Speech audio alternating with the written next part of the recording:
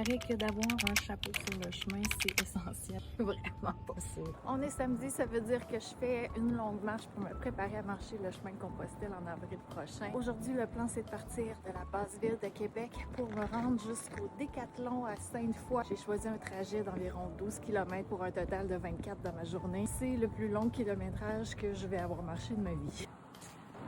Je viens de faire un petit arrêt pipi. Ça fait 4 km que je marche. Mon plan, c'est de continuer encore, faire une pause café. J'ai fait 6 km.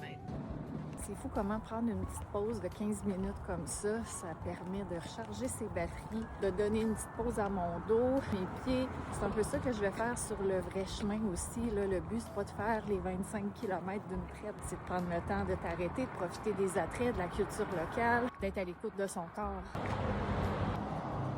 Maintenant que le paysage est pas mal moins beau ici, là, marcher derrière le Costco puis le Rona. J'approche!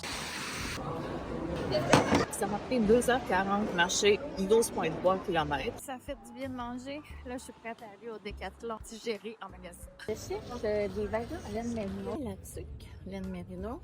Le chandail aussi. Pantalon, je suis pas sûre. Le chandail est bien, mais je sais pas s'il est trop chaud ou trop lourd. Je vais attendre de comparer avec d'autres magasins. Cet autre pantalon-là, je suis pas sûre qu'il respire assez. J'ai acheté 3 articles qui sont tous en laine merino. Une petite tuque mince, un foulard tubulaire, puis un t-shirt. La laine merino, ça sèche super vite, ça respire bien, puis ça accumule pas de mauvaises odeurs. Il me reste 12 km pour retourner à la maison.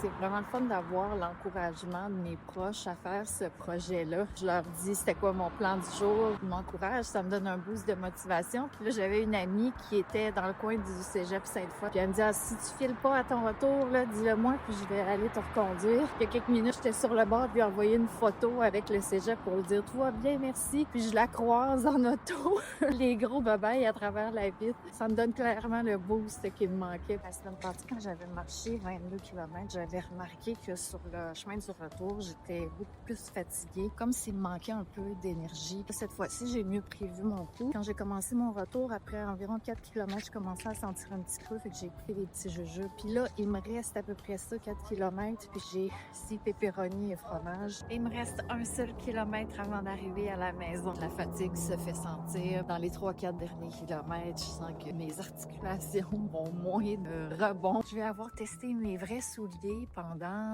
une distance vraiment comparable à ce que je vais faire dans les journées sur le chemin. Passer 20 km, l'amortissement se sent moins. Puis c'est mieux que les souliers que j'avais déjà. C'est un bilan très positif de ma journée. Je continue ma préparation pour Compostelle. Alors abonne-toi si tu veux rester au courant. Laisse-moi des encouragements en commentaire.